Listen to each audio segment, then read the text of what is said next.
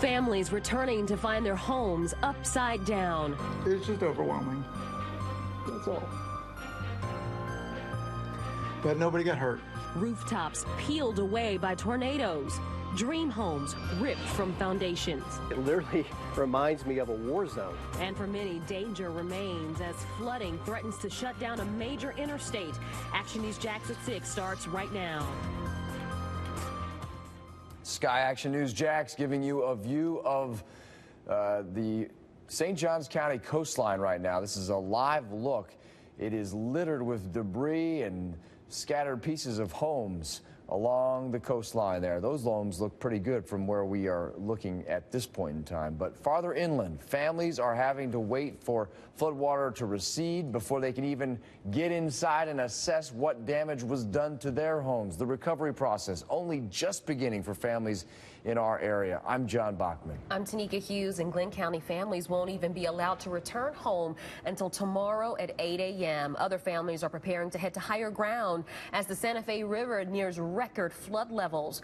And within the last half hour, emergency officials closed US 41 and say that flooding could shut down a portion of I-75 in the coming days. Local school districts also giving families more time to get back into a routine. Here's an updated list of closings in our area. Now, many local counties, including Duval, St. Johns, and Clay, won't be back in session until Monday. And just minutes ago, Brantley County closed schools through Friday, I believe, and then Baker County goes back on Tuesday. But this information has constantly been updated, so as it comes in from school districts, we're passing it on to you. Action News Jax has team coverage of the issues still facing the area. We begin with Action News Jax, Jenna Bourne in Summer Haven, where an EF2 tornado touched down with winds between 110 and 130 miles per hour.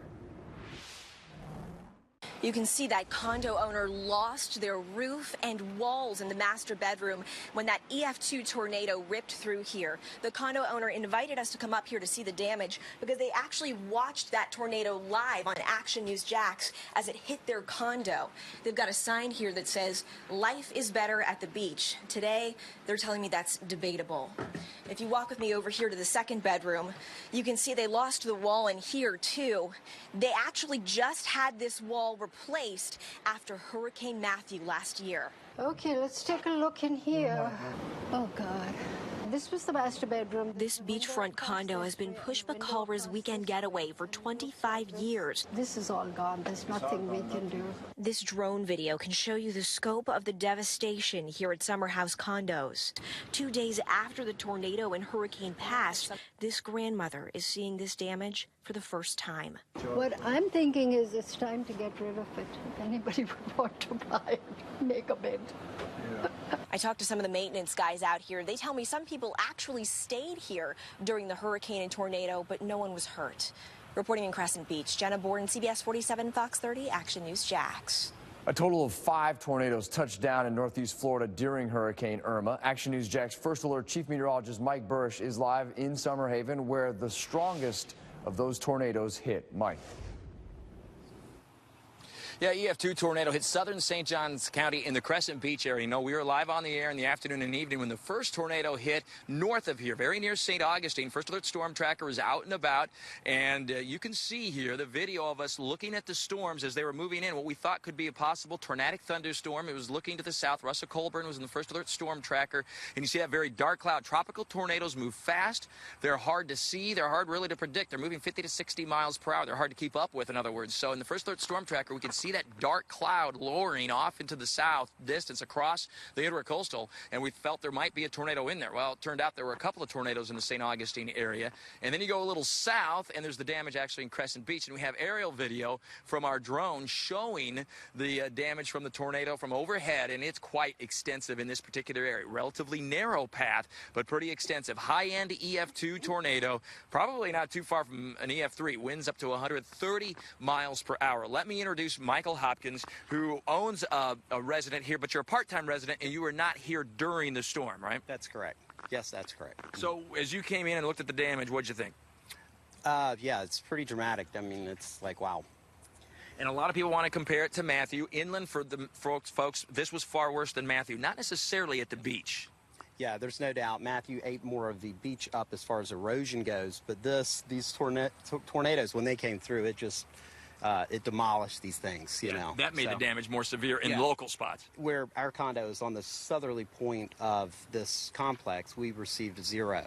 I mean, nothing. Very hit and miss, but locally heavy. Michael, I'm glad you guys are okay and your home is too. Thanks very much. So we're seeing that kind of damage around here. I'll come back in about 15 minutes. We'll show you the maps and what First Alert Doppler HD looked like when these tornadoes respond in parts of St. Johns County. From Crescent Beach, I'm Chief Meteorologist Mike Burrish.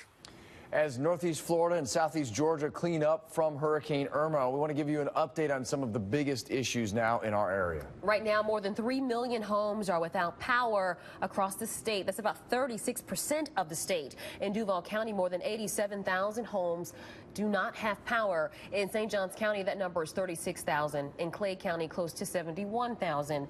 In Nassau County, nearly 8,400 homes, 84,000 homes are without power. I'm sorry, I'm saying that number incorrectly. I'm going to get that right for you. 8,460 homes without power. Columbia County, that number, a little more than 3,500. Now in Georgia, there are 26,000 customers out in Glenn County, 5,800 in Camden County. Our team coverage continues with Action News Jack's Caitlin Shanna in Mandarin, where some people lost more than just their electricity. Caitlin. Tanika, and some people, homes are literally becoming unbearable because of the temperature, and other people are sharing with us that their groceries are starting to rot. JEA crews are working around the clock to be able to provide electricity back to many homes.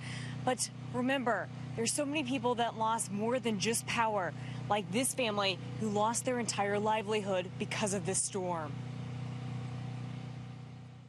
For those in poor health, oxygen, working monitors, and AC are critical. Laura Vasquez tells me her mother's breast cancer has spread throughout her body and she's in chronic pain. She can hardly get out of bed. She's really unable to see all the things that we have to do here. With the electricity being out, she's relying on her generator and making several trips daily to get new oxygen tanks to keep her mother comfortable. We've got to be caring for her whenever she wakes up and she needs anything, and then we've got to be caring for the oxygen every 4 hours. Each hour with no electricity, Vasquez fears her mother's health continues to decline. I don't have any time for her because I'm fully consumed with managing this oxygen. Vasquez says she'll be taking her mom to a hotel tonight so she has some relief from the heat. Their home is just 1 block away from this house that's completely demolished by one tree. Now, I was able to speak to the man who lives here, and he tells me he, his wife, and daughter were inside this home when this oak tree came crashing down. Thankfully, everyone is safe. Reporting in Mandarin, Caitlin Shanna, CBS 47, Fox 30, Action News Jax. 2 men are in jail tonight after police say they were caught trying to steal a JEA power pole. We have a picture. You can see the pole there on top of an SUV, and 2 men sitting behind it on the curb. JSO says they were caught by some neighbors and officers who were there cleaning out the area. Beaches Energy is warning customers about a utility scam. The company says people are going door to door threatening to cut off utilities. Beaches Energy says do not pay these people and call Beaches immediately. No utilities will be disconnecting this week for non-payment. Jacksonville's mayor making sure families know that they are not alone. Today, he was out at Stinson Park on the west side handing out water. It's one of the harder hit neighborhoods in town. Mayor Curry was joined by members of JFRD. In some parts of San Marco, water is starting to recede, giving families a chance to go back inside their homes for the first time. Action News Jax caught up with one man as he went inside his 93-year-old mother's home. She evacuated ahead of Irma. Her home, now a mess. Destroyed everything in the whole property over here. We've had water come over the wall a few times during the storms, but nothing this magnitude at all. The rush of water from Irma's surge broke the back door. Several inches of water rushed in, even though the apartment sits several feet above ground level. While some parts of San Marco are seeing relief, others are still underwater. Action News Jack's Sky Vision drone flew this area today to show you just how extensive the flooding is. Action News Jack's Russell Colburn continues our team coverage from the First Alert Storm Tracker. Tanika, we're joining you live, as you said, in the First Alert Storm Tracker near Nemours on Neera Street, not far from San Marco Boulevard. Let me give you a live look outside. Look at all those floodwaters that continue in this area, several feet. All this water that just rushed over from the St. Johns River during Hurricane Irma, and it has just sat here for several days. And coming up here on the right, there's an apartment complex here where people tell me they had water rushing in. They actually had to get out quickly to escape their apartments when the water was coming in, and so many people here dealing with a total loss from this. We caught up with one man who gave us a tour through his ravaged apartment, and he's thankful he has a friend to share this time with. He made it pretty well. I mean, all things considered. We had the bed floating with him on it, but he did pretty well. It's my buddy. What's his name? It's Harry. Hey, Harry. You've been through a lot, haven't you? It's just overwhelming. That's all. But nobody got hurt. Another live look outside as we approach San Marco Boulevard. You can see that trash can there that's just been floating down the street. We've been watching it for much of the afternoon. And up ahead, San Marco Boulevard's businesses starting to reopen in the sense that people are gathering, starting to clean up. You'll hear generators and see people working. I should add that Cooley ended that interview by saying, "We will rebuild and we will get through this." Live in San Marco, Russell Colburn, CBS 47 Fox 30. Action News Jax. Jax has one. Right now, families living along the Santa Fe River are preparing for major flooding. The river is rising fast and is expected to crest at 35.8 feet. That's more than 12 feet above flood stage. Transportation officials are preparing to close I-75 if that flooding gets worse. Action News Jack's Derek Odom is covering the possible closure in the First Alert Traffic Center. Derek. And John, we've actually already had a closure because of that river flooding. Not on 75 as of yet. They're watching that, but it's on US 41, another major thoroughfare through Alachua County. It is closed right at the Santa Fe River. That happened less than 30 minutes ago. We got the alert on that, so they already have a detour in place for 41, moving you over to 27 and 441 in that area. And now, of course, all eyes are on I-75 there at the Santa Fe River. And if they have to close that, then the traffic will affect us, as traffic will be pushed down 10 westbound into Jacksonville. So that'll be a major delay created for us, and we're going to keep our eyes on it closely. Of course, we'll alert you on our website, on our Twitter page, and of course with our mobile app. Download that for alerts as well. That's your update from the Safe Touch Security First Alert Traffic Center. Thanks, Derek. In Nassau County, viewer video shows damage to a pier on Amelia Island. Look at that there. Now, a city commissioner tells Action News Jax that this is a private pier and it belongs to a condo. Showing honor and respect in the aftermath of Irma. The reason one man in San Marcos says wading through waist-deep floodwater was worth the risk. And from the Action News Jax First Alert Weather Center, I'm meteorologist Gary Beaton. While we are tracking still Hurricane Jose out into the Atlantic Ocean, the latest stats and where it's headed in the Action News Jax First Alert 7-day forecast. Families living along Black Creek facing a new problem tonight. The reason some are being forced to leave the place they've been staying, leaving them with nowhere to go.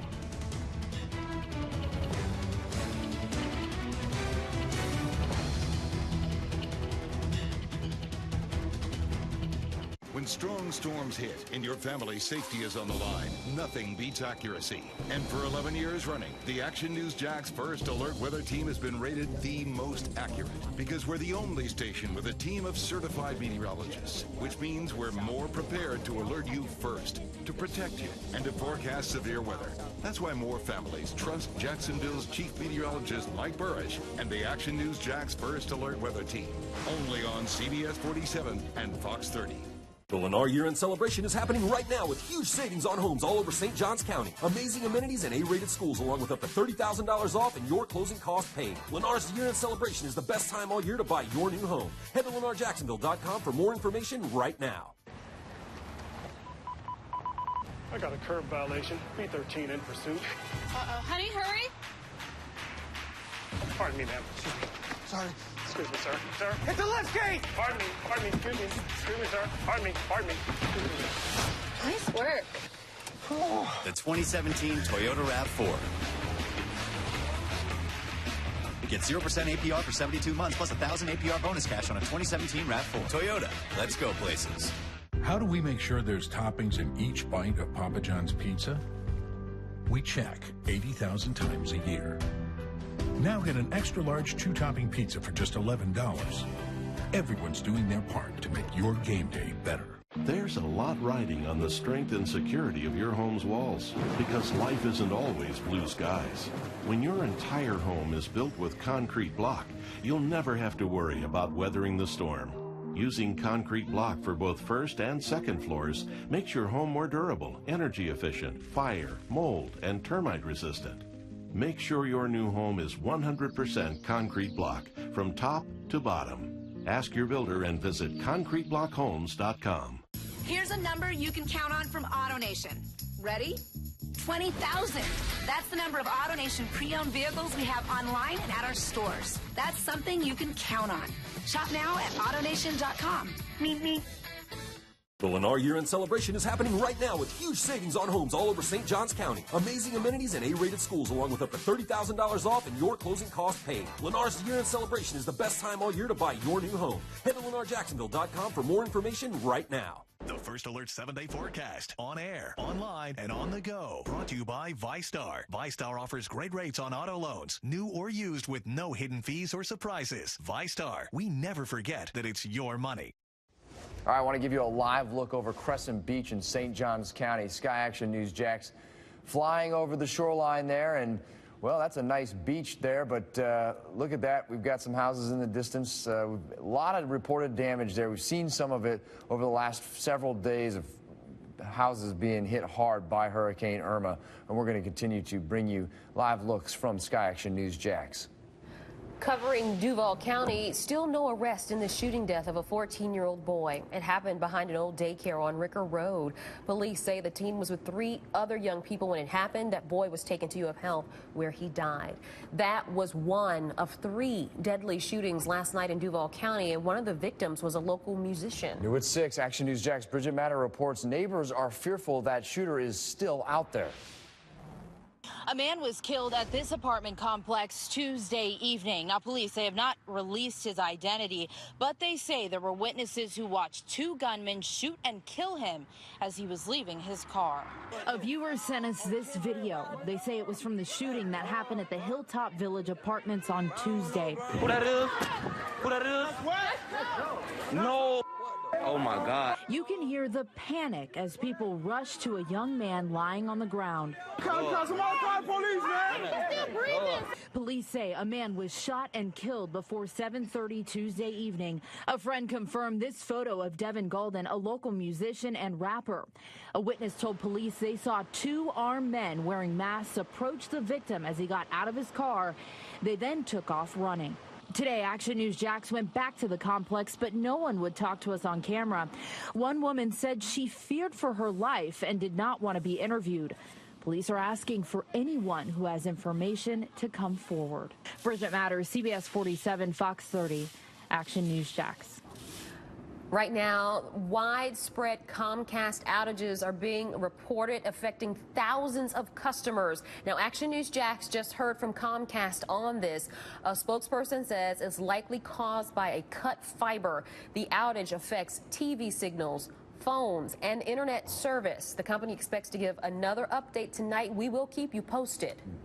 Many families along Black Creek in Clay County have been staying in shelters, but now there's a new concern. Action News Jax Romney Smith is live on Fleming Island. And Romney, you talked to one man who says he's been staying at a school and he's worried about what he'll do when the students have to come back to class. That's right. So parents know by now that all students are out for Thursday and Friday. I spoke with a man earlier today who'd been staying in an evacuated shelter for 4 nights, and he says right now he's really concerned about his next steps because he can't go home. Gonna play that by ear. Just gonna have to find out. You know, these are the type of things you can't plan. District leaders say earlier today that they closed 3 schools being used as an emergency shelter and moved some of those evacuees who still need shelter to Orange Park High School. They're also working with local shelters, nonprofits, and churches to make sure that everyone who needs help will get it. Now, parents, if you're concerned about transportation, feel confident that the school system is testing all of the buses and the routes to make sure they can safely transport all kids to their schools. And if there are any more changes, we'll let you know at actionnewsjax.com. Reporting live in Fleming Island, Romney Smith, CBS 47, Fox 30, Action News Jax. Now, certified Jacksonville's most accurate weather forecast. Action News Jax First Alert Weather.